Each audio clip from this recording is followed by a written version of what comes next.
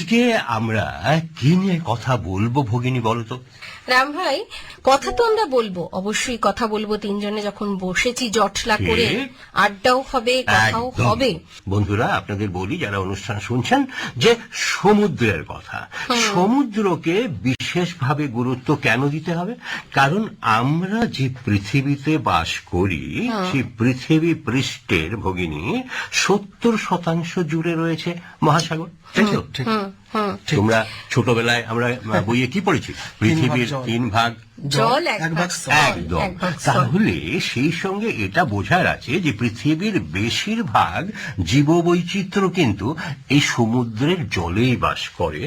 আর সেই সঙ্গে তাহলে সমুদ্রের যে প্রাণী রয়েছে তাদের তো শ্বাস প্রশ্বাস তারা গ্রহণ করে, তাতে করে পৃথিবীর যে অক্সিজেনের অর্ধেক কিন্তু সমুদ্র থেকে সরবরাহিত হয়, এবং 90% মাছ কিন্তু সমুদ্র থেকেই আমরা পেয়ে থাকি, যা নাকি এখন অনেকটাই হ্রাস পাচ্ছে।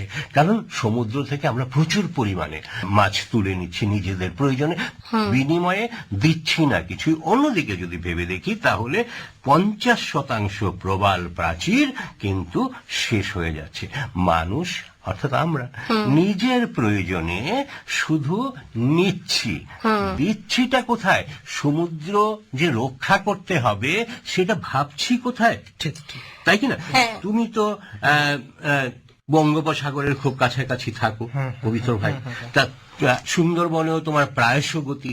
তো একটু বলো, সুন্দরবনের জীবন জীবিকা কোথায় নির্ভর করছে, কার উপর নির্ভর করছে, তারা কিভাবে তাকে রক্ষা করছে? আচ্ছা, তার আগে কি একটা বিষয় বলে নিলে ভালো হয় না রাম ভাই, যে আজকের কত তারিখ এবং আজকের বিষয়টা কি?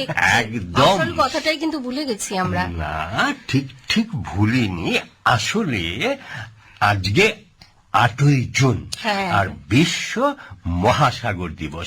এই কারণেই কিন্তু এই যে সমুদ্রের কথাটা উত্থাপিত হচ্ছে বারে বারে। বন্ধুদের বলছি যে কেন আমরা সমুদ্রকে এত গুরুত্ব দেব।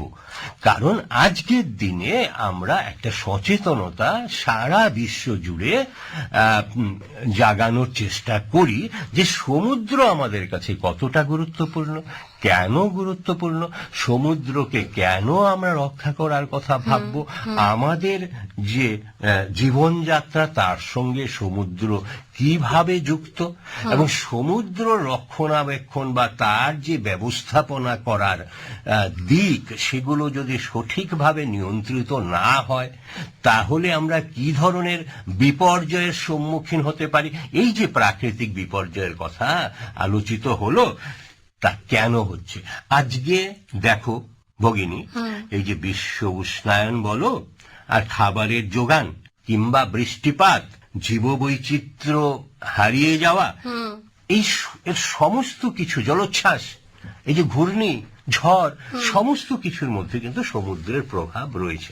সমুদ্রের প্রভাব বহু দূর বিস্তৃত, কিন্তু বুঝতে হবে এই সমুদ্রই এখন ভয়াবহ দূষণের কবলে। আর এই বিষয়ে সচেতনতা বৃদ্ধির উদ্দেশ্যেই কিন্তু আজকের দিনটি বিশেষভাবে পালিত হয় সারা বিশ্ব জুড়ে। তো তুমি কি একটু বলবে যে কবে থেকে প্রথম এই ধারণাটা মাথায় এসেছিল যে সমুদ্রকে গুরুত্ব দিতে হবে? হ্যাঁ রাম ভাই, যেমনটি আমরা বলছিলাম যে সে ছোট্টবেলায় আমরা পড়েছি যে বিশ্বের 3 ভাগ জল আর 1 ভাগ স্থল। আর এই 3 ভাগ জল হলো আমাদের পৃথিবীর ফুসফুস। এই জলভাগ অর্থাৎ মহাসাগরগুলি নিরন্তর আমাদের প্রাণী জগৎকে জল অর্থাৎ জীবন, এবং সেই সঙ্গে কিন্তু যেমন আপনি বলছিলেন রাম ভাই, যে আমাদের অক্সিজেন প্রদান করে চলেছে। তো যেটা হলো যে এই জলভাগগুলো অর্থাৎ আমাদের এই মহাসাগরগুলো কিন্তু ক্রমশ দূষণের কবলে পড়ছে, এবং তার প্রভাবে যে আমরা নানান বিপদের সম্মুখীন হতে চলেছি সেটা হয়তো আমরা মাঝে মাঝে ভুলে যাচ্ছি, এবং সেই দূষণকে আমরা সঠিকভাবে রোধ করার চেষ্টা করছি না। এই ভাবনাটা থেকেই কিন্তু আজকের এই দিনটি পালন করার তাগিদটা আসলো, এবং 1992 সালে রিও ডি জেনিরোতে আর্থ সামিটে প্রথম এই দিনটি পালন করার প্রস্তাব নেওয়া হয়েছিল।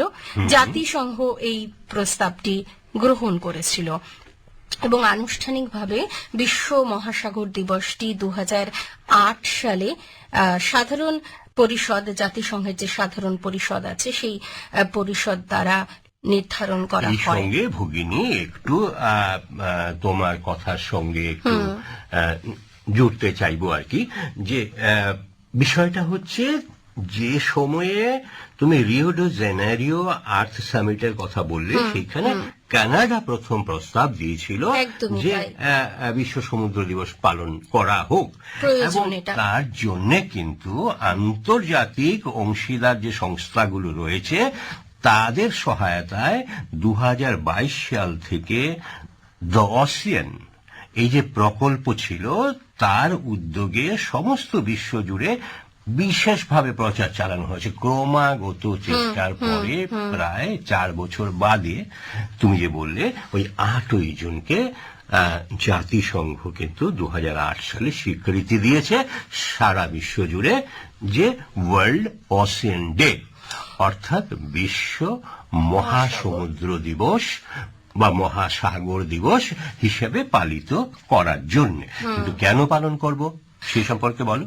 আচ্ছা, তাহলে রাম ভাই আপনি যে কথাই ছিলেন যে এখানকার যে আমরা সমতল অঞ্চলে যারা রয়েছি, এখানকার মানুষজনের যে জীবন এবং যে সমস্ত মানুষজন একদম সমুদ্রের কাছাকাছি থাকেন, সেখানকার মানুষের জীবন তো একটু অন্যরকম। একটু কি আমার অভিজ্ঞতা বলবো? বলতেই পারো, আমরা তো এখানে আড্ডা মারতে বসেছি। তুমি তোমার- স্বাগতাদি। হ্যাঁ, অবশ্যই। আমরা যখন বিভিন্ন প্রয়োজনে একদম বদ্বীপ অঞ্চলের কৃষক বন্ধুদের কাছে যেতে চেয়েছি, দেখলাম যে সুন্দরবনের একদম প্রত্যন্ত অঞ্চল রামগঙ্গা, সেখান থেকে যখন ভেসেলে উঠলাম প্রায় 1-1.5 ঘন্টায় গেল। তারপরে জি প্লট আসলো, কে প্লট আসলো, এল প্লট আসলো। কিন্তু দেখলাম এই যে যাবার পথে বেশ কয়েকবার দেখছি যে প্লাস্টিক দেখা যাচ্ছে। একদম। হ্যাঁ, এবং কি যে ভেসেলের মাধ্যমে আমরা যাচ্ছি সেখানেও তার যে প্লেট আছে জলের মধ্যে যেটা চলছে, যেটা এগিয়ে নিয়ে যাচ্ছে, সেখানেও কিন্তু ওই প্লাস্টিক জড়িয়ে যাচ্ছে। কখনো দেখা যায় যে মাছের পেটের মধ্যে প্লাস্টিক, তাই তো? কিন্তু এই যে প্লাস্টিকের অতিরিক্ত ব্যবহার, তার ফলে কিন্তু একটা সমুদ্রের উপর একটা প্রভাব পড়ছে। খুব ঠিক এবং কথা। আমাদের যে মানব শরীরে সেই যে মাছ আমরা যখন খাচ্ছি, সেই আমাদের শরীরের রক্তের মধ্যেও কিন্তু সেই প্লাস্টিকের অংশ পাওয়া যাচ্ছে। ঠিক। তো এটা একটা কিন্তু খুব ভয়ানক একটা বিষয়, তাই তো?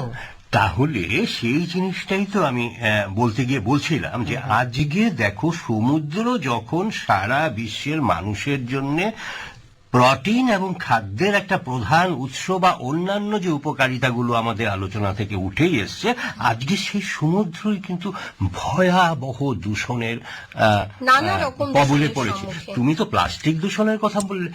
আজকে আমরা বারে বারেই বলি যে কৃষি ক্ষেত্রে জল দূষণ হচ্ছে, জলগুলো নদীবাহিত হয়ে কোথায় যাচ্ছে? সমুদ্রে গিয়ে সমুদ্রে পড়ছে। যাচ্ছে। তো সেখানেও কিন্তু মাছ মারা অবশ্যই, যাচ্ছে অবশ্যই। বা মানে অতিরিক্ত কীটনাশক ব্যবহারের ফলে। তাহলে বিষয়টা কোথায় দাঁড়াচ্ছে যে সমুদ্র কিন্তু দূষিত হচ্ছে, তো সেজন্যই সমুদ্রকে বাঁচাতে হবে। এই প্রসঙ্গে ভগিনী তোমার কি মত, তুমি কি বলতে চাইছো? সমুদ্রকে তো অবশ্যই বাঁচাতে হবে। তার কারণ আমি আগেও বলছিলাম যে সমুদ্র হচ্ছে আমাদের ফুসফুস, এই পৃথিবীর ফুসফুস। এবং যে কথা হচ্ছিল প্লাস্টিক দূষণের কথা হচ্ছিল, তার সাথে এই যে বিভিন্ন রকম কেমিক্যাল সমুদ্রে গিয়ে পড়ছে, যেটা এখন আমাদের নগর সভ্যতার একটা অংশ হয়ে গেছে, সেগুলোর জন্য আমাদের মহাসাগরগুলো দূষিত হচ্ছে। তাছাড়াও সামুদ্রিক যে প্রাণী, সেই প্রাণীদের শিকার করে ফেলা হচ্ছে, তার ফলে যে সমুদ্রের যে একটা স্বাভাবিক পরিবেশ ভারসাম্য সেটা নষ্ট হচ্ছে। এরকম নানা রকম দূষণের জন্য আজকে কিন্তু মহাসাগরগুলি একটা সংকটময় অবস্থার মধ্যে রয়েছে। ঠিক। তাহলে যে কথাটা দাঁড়াচ্ছে পবিত্র ভাই, তুমি যে তোমার অভিজ্ঞতার কথা বললে যে সমুদ্র নানাভাবে দূষিত হচ্ছে, অথচ সমুদ্রের উপর উপকূলবর্তী এলাকার মানুষজন সারা বিশ্ব জুড়ে যারা রয়েছেন তারা কিন্তু জীবন জীবিকার জন্য সমুদ্রের উপর নির্ভরশীল। অবশ্যই হ্যাঁ, হ্যাঁ। তাহলে সমুদ্র যদি আমরা ঠিকঠাক রক্ষা করতে না পারবো, তাহলে এদের জীবন জীবিকাও তো ব্যাহত হবে। অবশ্যই অবশ্যই তাই একটা কিনা? একটা কঠিন মানে সমস্যার মুখোমুখি হব। একটা কঠিন সমস্যা তৈরি হবে। এমনিতে একটু কর্মসংস্থানের ঘাটতি রয়েছে, তারপরেও যদি যে সমস্ত মানুষজন সমুদ্রের উপর নির্ভরশীল ছিলেন তারা যদি সেই কর্মসংস্থানটা হারিয়ে ফেলেন, তাহলে তো একটা বিশাল একটা চাপ চলে আসবে আমাদের উপরে, একদম। এবং সেক্ষেত্রে কিন্তু খুব মানে একটা মারাত্মক বিপর্যয়ের মুখোমুখি হব। সেই জন্য এখন থেকেই আমাদের সমুদ্রকে বাঁচাতে হবে এবং সমুদ্রের পরিবেশ, তার সেই পরিবেশটাকেও রক্ষা করতে হবে। তাহলে ভগিনী, ব্যাপারটা দাঁড়ালো কি, যে জল দূষণ হচ্ছে সমুদ্রে, মানুষের অজ্ঞানতার কারণে সমুদ্রে দূষণ বাড়ছে, ধ্বংস হচ্ছে যে সমুদ্রের যে সামুদ্রিক জীবগুলো। সামুদ্রিক জীব রয়েছে, ওখানে যেটা বাস্তুতন্ত্র রয়েছে, ওখানে যে জীবন বৈচিত্র্য রয়েছে, জীব বৈচিত্র্য রয়েছে, সেটা হ্রাস পাচ্ছে। এর সেই গুলো মাথায় রেখে এখন কিন্তু বন্ধুরা যারা অনুষ্ঠান শুনছেন, ভাববার সময় এসেছে, প্রস্তুত হতে হবে আমাদের কিভাবে সমুদ্রকে রক্ষা করতে একসঙ্গে কাজ করতে হবে। তো আজকের এই যে দিন 8ই জুন, বিশ্ব মহাসাগর দিবস বা বিশ্ব সমুদ্র দিবস, যাই বলি না কেন ভগিনী, তুমি নিশ্চয়ই আমার সঙ্গে একমত হবে যে সমুদ্রের গুরুত্ব সম্পর্কে সচেতনতা বাড়ানো আজকের দিনের উদ্দেশ্য। এবং সেই জন্যই কিন্তু আমরা আজকে এই যে এই অনুষ্ঠান আকাশবাণীর কৃষি বিভাগের সব বন্ধুরা একসাথে বসে পড়েছি। আমার যে বন্ধুরা রেডিওর ওপারে আমাদের রয়েছেন। শুনছে, তারা যাতে কথাগুলো শোনেন, তাদের মনেও যেন এই প্রশ্ন আসে বা এই সচেতনতা আসে যে আমাদের যে বন্ধু সমুদ্র, সেই সমুদ্রকে আমরা যদি রক্ষা করি তবে কিন্তু আমরাও রক্ষা পাবো, অর্থাৎ আমাদের পুরো জীব কুল কিন্তু রক্ষা পাবে। রক্ষা পাবে। সেই সঙ্গে যে কিভাবে দায়িত্বগুলো পালন করতে পারি, সামুদ্রিক যে সম্পদ রয়েছে তার দায়িত্বশীল যে ব্যবস্থাপনা, অর্থাৎ সামুদ্রিক সম্পদকে রক্ষা করার যে ব্যবস্থাদি রয়েছে সারা বিশ্ব জুড়ে, তাকে উৎসাহিত করতে হবে এবং তার সঙ্গে অংশগ্রহণ করতে হবে। আর গুরুত্বপূর্ণ পদক্ষেপ হবে যে বাস্তুতন্ত্র সমুদ্রে রয়েছে তা রক্ষা করা এবং সংরক্ষণের জন্য যে সমস্ত কাজ, তাতে অংশ নেওয়া বা সেই ধরনের কাজকে অনুপ্রাণিত করা।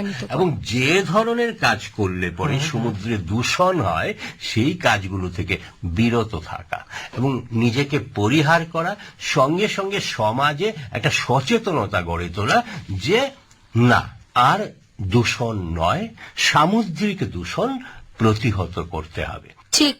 আর বন্ধুরা, আপনাদের প্রিয় রাম ভাই যে কথাগুলো আজকে বলছেন, সকলে কিন্তু মন দিয়ে শুনুন, মনে রাখুন, এবং রাম ভাইয়ের কথা যদি আপনারা মনে রাখেন তাহলে কিন্তু অবশ্যই এই যে কারণে আজকের দিনটিকে পালন করার কথা আমরা বলছি, সেই উদ্দেশ্যটা সফল হবে। এবং সারা পৃথিবী জুড়ে আজকের দিনটি কিন্তু পালিত হচ্ছে নানান রকম ভাবে।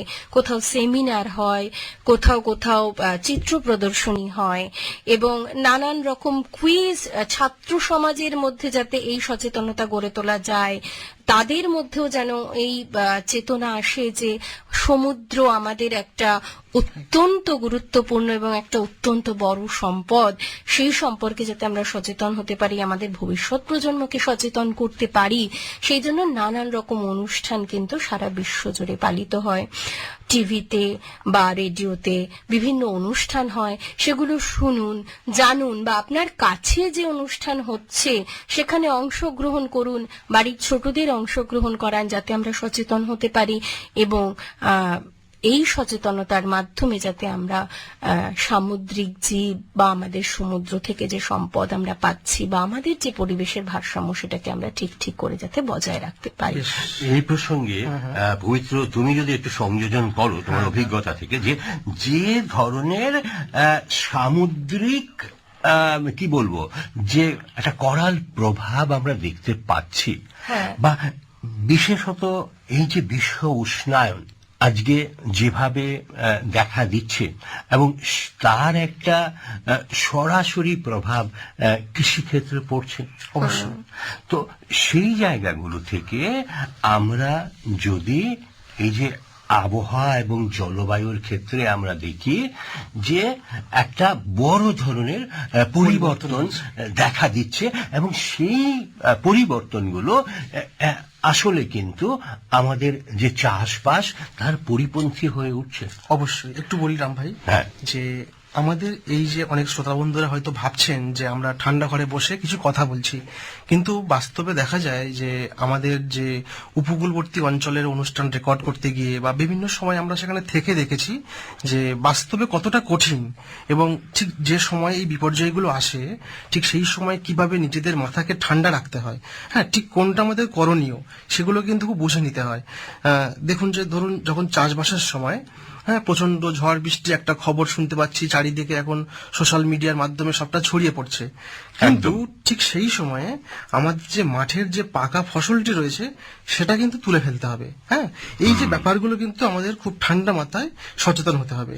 আবার ধরুন যে একটু উঁচু জায়গা যেখানে একটু সেন্টারগুলো রয়েছে, সরকারের উদ্যোগ নিয়েছে এবং সেখানে যে সমস্ত দুর্গত মানুষদের থাকার ব্যবস্থা করেছেন, সেই যে উঁচু যে ফ্ল্যাট সেন্টার সেখানেও কিন্তু আমাদের চলে যেতে হবে, বা আমাদের দরকারি যে জিনিসপত্রগুলো সেগুলোকে গুছিয়ে নিতে হবে। এবং আপনি যে বলছিলেন যে কৃষি ক্ষেত্রের কি প্রভাব পড়েছে, কৃষিক্ষেত্রে দেখা যাচ্ছে কি প্রচুর পরিমাণে কীটনাশক ব্যবহারের ফলে সেই সমস্তগুলো আমাদের শরীরের মধ্যে চলে আসছে, এবং এর ফলে কিন্তু আমাদের শরীরে বেশি করে রোগ শোক এগুলো চলে আসছে। কিন্তু আমরা যদি সমুদ্রকে ভালো রাখতে পারতাম তাহলে কিন্তু অনেক বেশি সমুদ্র থেকে আমরা আমাদের উপার্জনটা করতে পারতাম, তাই কি না? এবং আমাদের যে সমস্ত যুবা বন্ধুরা তারাও কিন্তু আমাদের এই সমস্ত উপকূলবর্তী অঞ্চল ছেড়ে চলে যাচ্ছেন, তাহলে কতবার মানুষ তৈরি করবেন ঘর? আর সেখানকার মানুষজন তো খুবই সাধারণভাবে কেউ কেউ প্লাস্টিকের ছাউনিতে রয়েছে, কেউ টিনের ছাউনি, কেউ একটা খোলার টালি। হ্যাঁ তো এইভাবে প্রত্যেক বছর যদি ঘর বাড়ি ভেঙে যায়, এবং তারা কিভাবে তাদের জীবনটাকে দাঁড় করাবেন, এবং সেখানকার যে ভবিষ্যৎ প্রজন্ম তারাও তো একটা গভীর একটা আতঙ্কের মধ্যে কাটান এই সময়গুলো। তো সেই জন্য আমার মনে হয় একটু সমুদ্রকে নিয়ে একটু ভাবনা চিন্তা করা উচিত এবং তার বাস্তব প্রতিফলন দরকার। এই কারণেই দরকার যে সমুদ্র থেকে যে ধরনের সমস্ত কিছু কি বলবো যে সামুদ্রিক সম্পদ, তুমি সুন্দরবনের বনের কথা যেমন যদি যখন আমরা ভাবি, তো বনজ সম্পদ আমরা আহরণ করি। অবশ্যই অবশ্যই। হ্যাঁ তো বনকে বাঁচানো আমাদের কাজ কি কাজ নয়, বনকে রক্ষা করতে পারলে আমরা বনজ সম্পদ পাবো। ঠিক তেমনি সমুদ্রকে যদি আমরা রক্ষা করতে পারি দূষণ থেকে এবং অন্যান্য যে সমস্ত বাধা বিপত্তিগুলো রয়েছে, অর্থাৎ সমুদ্রের যে প্রাণীকুল, সমুদ্রের যে বাস্তুতন্ত্র, সমুদ্রের যে জীববৈচিত্র্য, সেগুলোকে রক্ষা করতে, তাহলে কিন্তু আমরা সমুদ্র থেকে আহরণ করতে জলজ পারবো সম্পদটা বাড়বে এবং সেই সঙ্গে আমরা আমাদের জীবন জীবিকা